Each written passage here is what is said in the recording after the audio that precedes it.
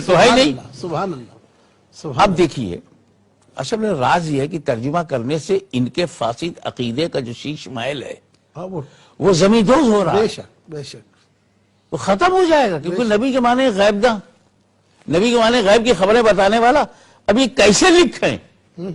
ان کے بابا دادا انکار کرتے آئے ہیں تو نئی نسلیں کیسے لکھیں؟ وما هو علی الغیب بضنین، میرا نبی غیب بتانے میں بخیل نہیں. بخیل نہیں ہے. کہتے نہیں یہ تو ہوا کی ضمیر اللہ کی طرف ہے. اوکے یہی مان لو کہ اللہ غیب بتانے میں بخیل نہیں ہے. تو جب اللہ غیب بتانے میں بخیل نہیں ہے تو کس کو بتایا ہوگا؟ واہ واہ واہ واہ. اللہ غیب بتانے میں بخیل نہیں ہے تو کسے بتایا ہے؟ مدرسے والوں کو یا نبوت والوں کو؟ واہ واہ. کس کو بتایا ہے جب بخیل نہیں ہے؟ سبحان اللہ. جسے چاہا ہوگا بتایا ہوگا. کسے چاہا ہوگا؟ جسے سب سے پہلے بنایا ہوگا اس کو زیادہ چاہا ہوگا. کیا بات کیا بات. احسنت. اور اگر یہ تفسیر مانا جائے کہ ہوا کی زمین نبی کی طرف راجع ہے تو نبی غیب بتانے میں بخیل نہیں. تو نبی غیب بتانے میں بخیل نہیں تو کسے بتائیں گے؟ صحابہ کو بتائیں گے. واہ واہ. سبحان اللہ غیب بتانے میں بخیل نہیں تو نبی کا علم غیب ثابت، اور نبی غیب بتانے میں بخیل نہیں تو صحابہ کرام کا علم غیب ثابت. سبحان اللہ. سبحان اللہ. بہت اعلیٰ. نمونہ تو موجود ہے کیا بات. کہ مسجد میں کھڑے ہیں، سینکڑوں میل دور ساریاں ہیں، واہ یا ساریت الجبل فاروق اعظم کہہ رہے ہیں. واہ واہ. تو کیا کیا ہو رہا ہے؟ مسجد نبوی میں فاروق اعظم ہے اور دیکھ بھی رہے ہیں واہ سینکڑوں میل دور. واہ. یہ نظر کہاں سے آئی؟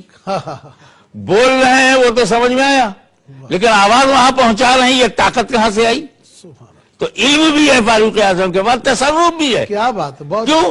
غیب بتانے میں نبی وکیل نہیں. واہ واہ واہ. تو یا ساریت الجبل. سبحان اللہ. اور جب فاروق اعظم نے کہا یہ ساریہ پہاڑ، تو کس نے سنا؟ دو نے سنا. دو ہی نے سنا. ایک تو ساریہ نے سنا اور انہوں نے اپنا رخ بدل لیا، اور دوسرے فاروق اعظم کی مسجد میں جو ان کے قدم کے نیچے تھے، قرب میں تھے، محفل میں، انہوں نے سنا. تو دو ہی سنتے ہیں.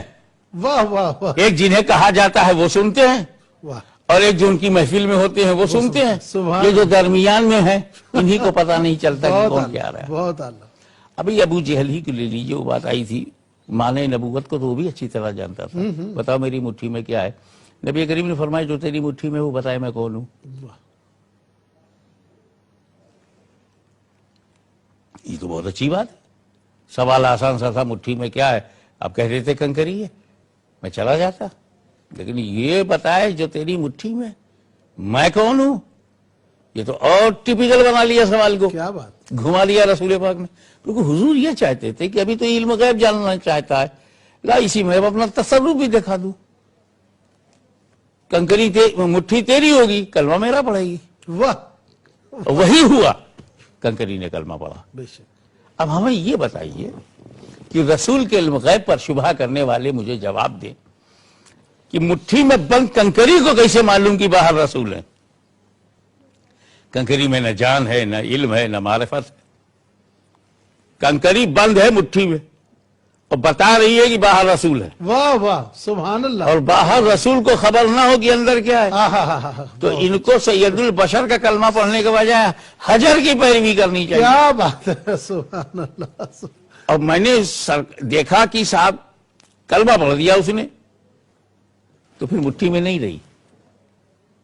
ابو جہل نے نبی کریم کی طرف اسے پھینکا اللہ. اور بھاگ گیا. کیونکہ یہ فطرت ہے انسان کی، جب چڑھتا ہے تو جس سے چڑھتا ہے ادھر ہی پھینکتا ہے. بے شک. کنکری حق بولی تو رسول کے قدموں میں پہنچ گئی. کیا بات ہے. بہت اعلیٰ. چپ تھی تو کافر کی مٹھی میں، اور حق بولی تو نبی کے قدموں میں. سبحان اللہ. یہ درس دے رہی ہے کہ ایک کلمہ پڑھنے والوں سبحان اللہ. چپ رہو گے تو کافر کی مٹھی میں آ جاؤ گے، اور حق بولو گے تو نبی کے قدموں میں پہنچ جاؤ گے. سبحان اللہ. سبحان اللہ. تو نبی کا جو پورا یا ایھا نبی کا جو پورا معنی ہے وہ البیان میں ہمارے امام اہل سنت غزالی دورہ نے بہت بھرپور بیان کیا ہے کہ اے بلند رتبہ انسان، مبعوث من اللہ ہو کر غیب کی باتیں بتا. واہ واہ واہ. سبحان. یہ اس کا مکمل معنی ہے.